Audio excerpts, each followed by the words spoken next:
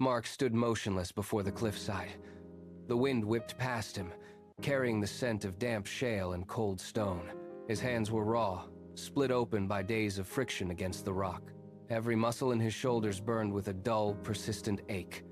He shifted his weight, and a sharp snap echoed from his gear the nylon strap held, but just barely. A loose slab of granite broke away beneath his boot, tumbling silently into the abyss below.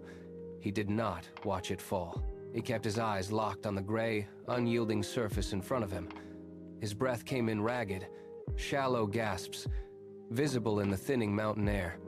He reached out, fingers trembling, and pressed his palm flat against the granite. The rock was freezing, leaching the heat from his skin. He could have turned back. He could have descended to the safety of the base camp. Instead, he gripped the cold stone tighter. He tightened his grip, braced his feet against a narrow protrusion, and stared into the cracks. He was not finished. He leaned his forehead against the stone and waited for his heart rate to slow, his mind fixed entirely on the next movement. He had been here before, not just today, but for 3 years of dawns. This cliffside was a ledger of his failures. 1,000 days had passed since he first identified the geological markers that promised quartz. 1,000 days of swinging the pickaxe until his palms wept blood. He knew the rhythm of the mountain better than the rhythm of his own heartbeat. Each season brought its own version of misery.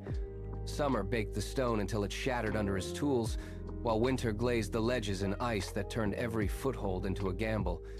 He had mapped every crack, every fissure, and every false lead. He had cleared tons of shale, only to find the same dull, gray granite staring back at him. The mountain gave nothing away. It remained silent, indifferent to his presence. He had spent his savings, his stamina, and his sanity on this singular obsession. The silence of the peak was not empty. It was a weight that pressed down on his shoulders. He stood in the shadow of the summit, calculating the cost of his persistence. He had nothing to show for the years but calluses and a map riddled with dead ends.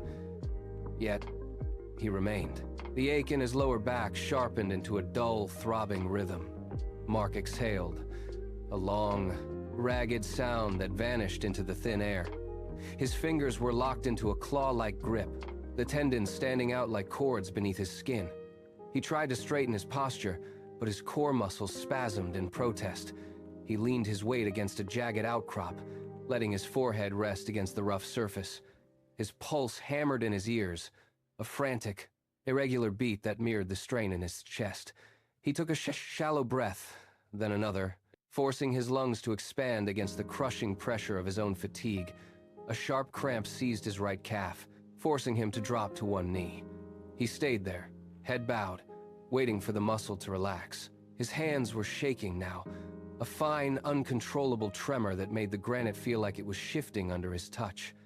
He pushed himself upright, his knees clicking in the silence.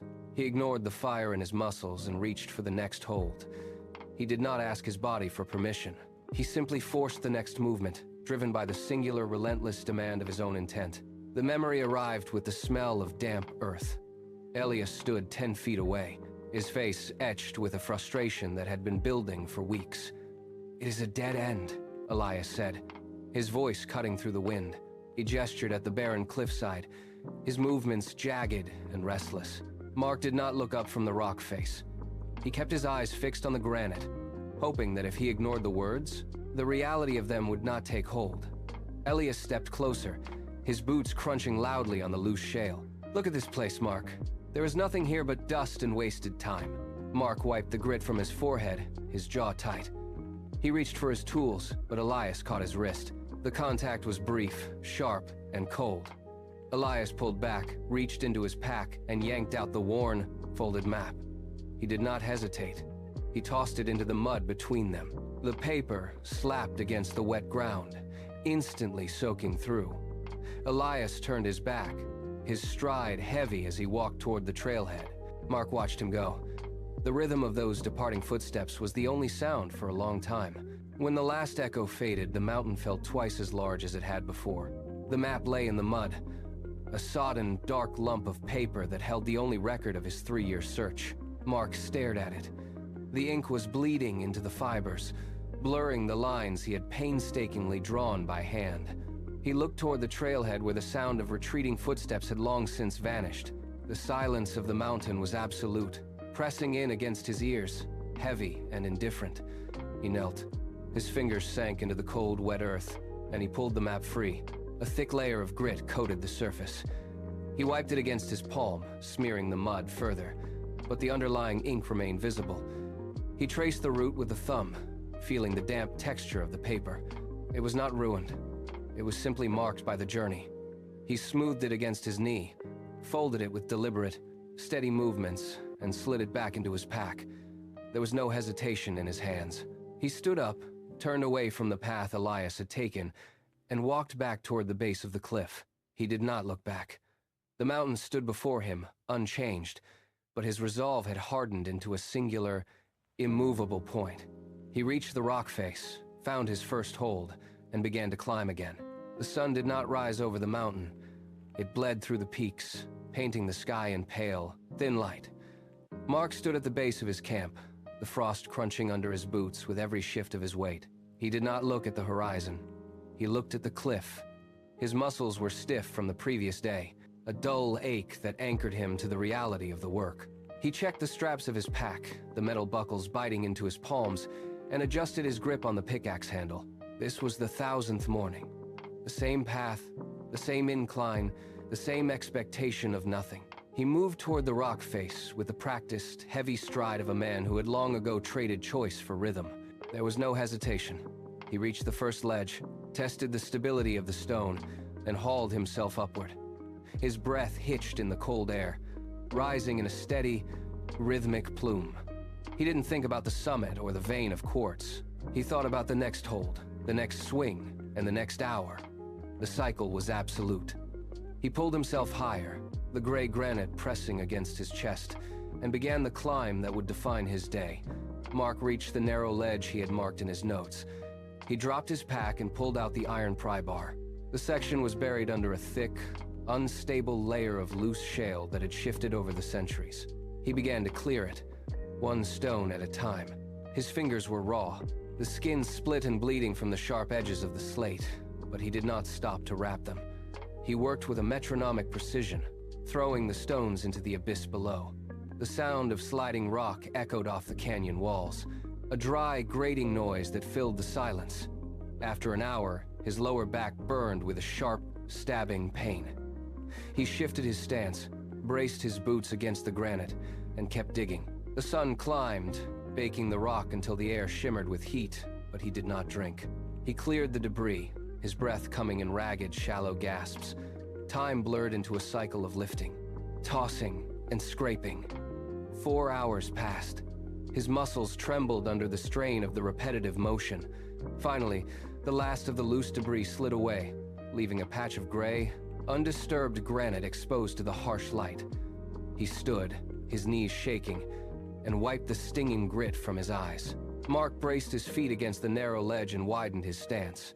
He gripped the iron pickaxe, his knuckles white against the dark handle. He took a long, deep breath, expanding his lungs until his chest felt tight. He swung. The metalhead met the granite with a sickening, hollow thud that vibrated through his elbows and into his shoulders. He pulled the tool back, expecting to see a fissure or a change in the stone.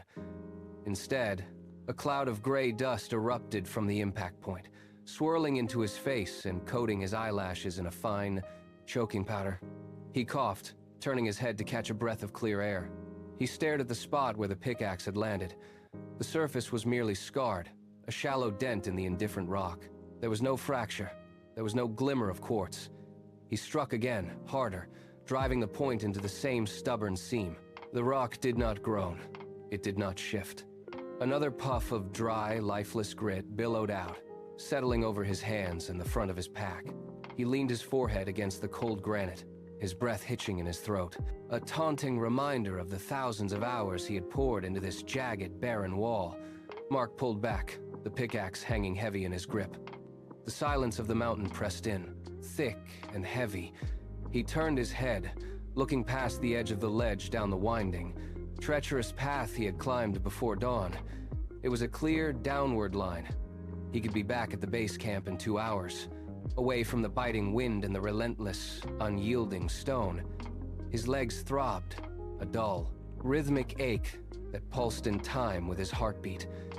He looked at his boots, worn thin at the soles, then back at the trail below. The path offered a simple, quiet end to the struggle.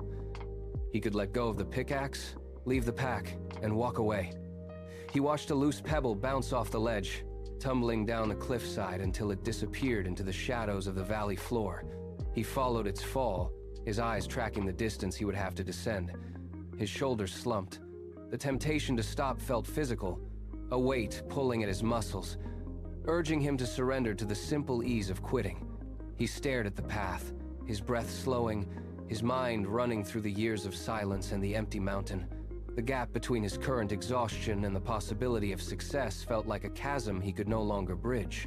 The descent path remained in his peripheral vision, a clear, downward invitation. Mark felt the tension in his calves, the way his body naturally leaned toward the easy path, gravity demanding he finally let go. He looked at the pickaxe, lying against the cold stone like a discarded tool.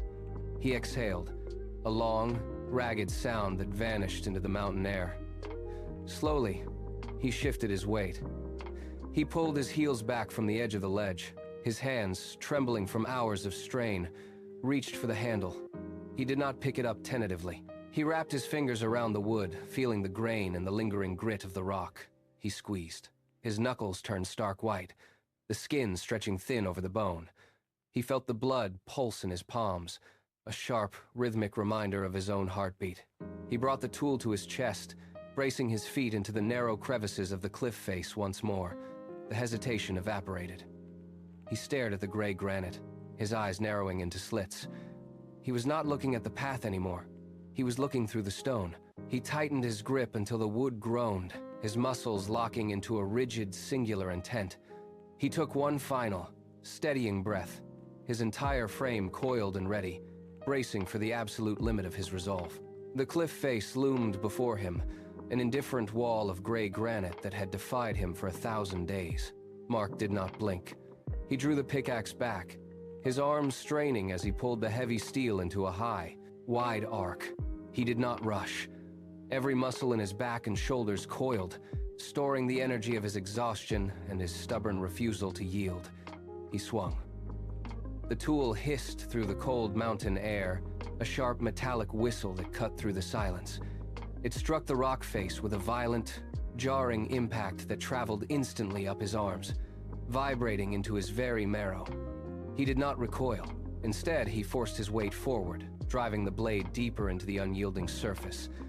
Then, the mountain answered. A low, guttural groan echoed from deep within the cliff, a sound like grinding tectonic plates shifting under immense pressure. The vibration traveled through his boots, a rhythmic, deep-seated tremor that shook the ledge beneath him. He froze, the pickaxe still embedded in the stone, his breath hitching in his throat. The sound was not the sharp ping of steel on rock. It was a heavy, structural protest, a deep-throated roar that signaled the mountain was finally, irrevocably beginning to break. The groan faded into a ringing silence that hung heavy on the cliffside. Mark did not move. He kept his eyes fixed on the exact point where the steel had bitten into the granite. A hairline fracture appeared. It started as a thin, jagged line, no wider than a strand of hair, glowing faintly against the dull gray. Then, with a sound like snapping dry wood, it spread. It raced outward, spider-webbing across the surface in a chaotic, beautiful pattern of failure. The stone was yielding. Mark felt the vibration in his fingertips, a subtle, rhythmic pulse of energy that suggested the mountain was finally losing its grip. He stared at the web of cracks, his pulse drumming in his ears. The surface of the granite began to flake away, dropping tiny, sharp-edged fragments into the abyss below. Each crack was a promise. Each splinter of rock was a physical confirmation that his 3-year siege had reached its breaking point. He leaned in, his nose inches from the stone, watching the spiderweb deepen and widen. The air seemed to sharpen. A cold draft pulled from the fissure, carrying the scent of deep earth and ancient, undisturbed mineral. Hope was no longer a theory. It was a visible, widening reality carved into the face of the mountain. Mark pulled back, his boots finding a firmer purchase on the narrow, shifting ledge. He knew the stone was fragile now, hanging on the edge of collapse. He had nothing left to hold back. He gripped the handle of his pickaxe with both hands, the wood biting into his calloused palms. He inhaled, a long, steady breath that filled his lungs and anchored his frame. He swung. It was not a desperate motion, but a calculated, full-body extension. His hips rotated, his core tightened, and the momentum of 3,000 days of failure poured into the steel head.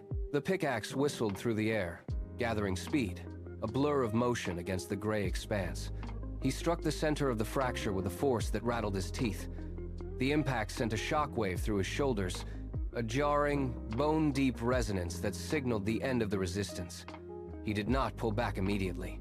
He leaned his full weight into the tool, pinning the steel against the rock, forcing the final barrier to accept his will.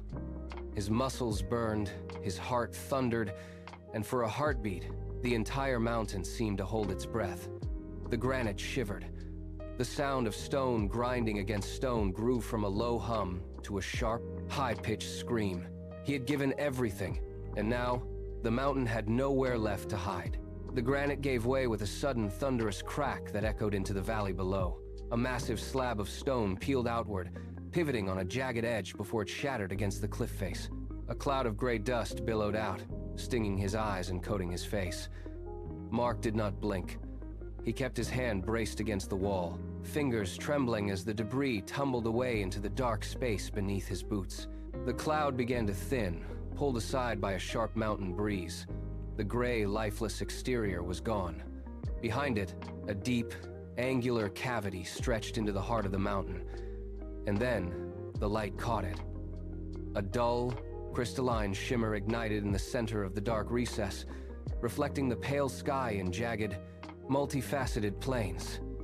It was not a single point, but a sprawling, dense vein of quartz, weaving through the rock like frozen lightning. The crystals were thick, clouded with age, and raw, catching the sun with a muted, milky radiance. Mark stared. The shimmer danced across the cavern walls, a subterranean glow that defied the harsh gray of the exterior. It was the proof. 3 years of dust, 3 years of silence, and 3 years of doubt were answered in that single, shimmering expanse. The mountain had finally opened its doors. The pickaxe clattered against the stone, sliding out of reach before coming to rest in the grit. Mark let his hands drop to his sides, his fingers curled and numb from the vibration of the impact. He sank backward, his weight settling heavily onto the narrow ledge. The mountain did not offer a sound. There was no wind to rattle the pines, no birds to break the stillness. In that vacuum of noise, his own body became the loudest thing in the world. He pressed his palm against his chest. His heart was hammering against his ribs, a frantic, rhythmic thumping that seemed to shake his entire frame. Each beat was a violent reminder of the exertion that had brought him to this ledge. He leaned his head back against the cold, unyielding wall of the cliff. His breath came in ragged, shallow gasps that burned his throat. He watched the vein of quartz. The light inside the cavity seemed to pulse in time with his own blood. He did not move. He did not stand. He simply sat there, watching the shimmer, his heart rate slowly beginning to steady against the backdrop of the absolute, heavy silence of the peak. He was no longer climbing. He was waiting for his pulse to return to normal, letting the reality of the find sink into the bone-deep fatigue that held him to the stone. Mark did not shout. He did not raise his arms or laugh into the vast, empty air. The instinct to celebrate felt small, almost insignificant, against the scale of the rock face. Instead, he leaned forward, his balance precarious on the narrow ledge. He reached out, his hand moving with a slow, deliberate caution. His fingertips brushed the jagged edge of the quartz. It was cold, sharp, and immovable. He ran his skin over the surface, feeling the ridges and the uneven texture of the vein where it met the granite. This was the texture of 3 years of failure finally turning into fact. He pulled his hand back, watching the dust motes dance in the light reflecting off the crystal.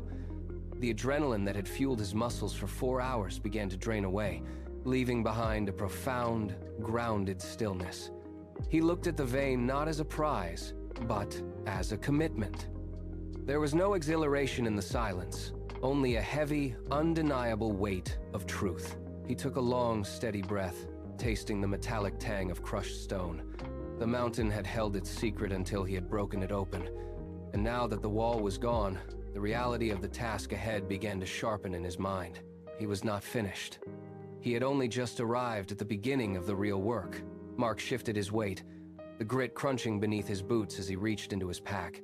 He pulled out a small steel chisel and a worn graphite pencil. His hands, once trembling from the peak of his exertion, moved with a newfound, rhythmic precision. He pressed the chisel against the granite shoulder of the vein, testing the density of the surrounding rock.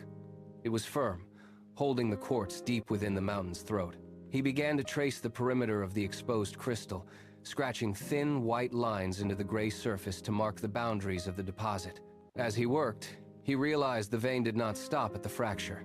It dipped downward, disappearing into a narrow fissure he had not seen from the path. He tapped the chisel against the rock, listening for the change in pitch that signaled the depth of the deposit. The sound was hollow, promising a wider reach than he had dared to dream. He moved his markers further along the ledge, his focus narrowing until the world outside the cliffside ceased to exist. Every line he drew was a piece of data, at the blast, a step toward understanding the scale of what he had uncovered. He was no longer a climber searching for a sign. He was an engineer defining the scope of a project that would require every ounce of his remaining stamina. The trek back to the cabin was a blur of shadows and shifting gravel. Mark pushed the heavy wooden door open and stepped inside, the air cool and thick with the smell of pine resin. He dropped his gear bag by the threshold. The metal tools clattered against the floorboards, a sharp sound that echoed briefly before dying out. He crossed the room to the small desk, his movements heavy and deliberate. He cleared the surface, pushing aside empty canisters and old, brittle sketches until only the logbook remained. He pulled the lamp closer, the wick flickering as he turned the dial to brighten the room. The yellow light washed over the worn paper. He sat down, the chair creaking under his weight, and smoothed out the edges of the pages with his thumbs. He looked at the ink stains on his desk, then back at the blank space waiting for his entry. The mountain was miles away now, yet the rhythm of the strike and the shift of the stone still pulsed in his wrists. He reached for the pen, the nib hovering over the paper. The cabin was silent, save for the low hum of the lamp and the steady intake of his own breath as he gathered his thoughts to record the day. The pen felt heavy in his grip, a stark contrast to the weight of the pickaxe he had swung for years. Mark pressed the nib to the page, watching a dark bead of ink settle into the fibers. He did not write immediately. He turned his hands over, palms facing the low light. The skin was crisscrossed with deep lines, hard as cured leather, and stained with the gray dust of the cliffside. These marks were not wounds. They were the physical currency of his tenure on the mountain. He traced a ridge of callus with his thumb, feeling the texture of his own endurance. He did not crave a crowd, nor did he need a witness to confirm what he had found. The truth of the quartz was his alone to carry. He returned to the logbook, the silence of the cabin wrapping around him like a heavy blanket. He wrote in firm, measured strokes. Persistence is a quiet engine. He watched the ink dry, the words anchoring his entire history into a single static truth. He set the pen down, the metal clicking against the wood, and looked at his hands one last time. There was no need for applause. The mountain had yielded, and for the first time in 3 years, the weight of the search had finally fallen away. Mark leaned back, the chair groaning in the stillness. The logbook remained open, the ink now matte and dry against the page. He stood up, his joints stiff, and paced toward the corner where his climbing gear lay in a heap. He knelt, his movements precise and practiced, sorting the carabiners and coiling the rope with steady hands. He did not need to check the knots. He knew the tension by heart. He gathered his pack and set it by the door, ready for the morning light. Returning to the desk, he reached for the alarm clock, winding the dial until the hands aligned for dawn. The rhythmic ticking filled the room, a steady heartbeat that matched his own. He looked at the lamp one last time. His finger found the switch, and with a soft click, the room plunged into darkness. He stood in the quiet for a moment, the mountain waiting just beyond the walls. He was no longer the man who had wandered those slopes in doubt. He was a harvester, a seeker, a fixture of the range itself. He walked to his cot and lay down, eyes open, watching the faint outline of the window grow pale. He did not dream of the past. He waited for the sun, knowing exactly where he would be when it broke the horizon. Tomorrow, he would climb again.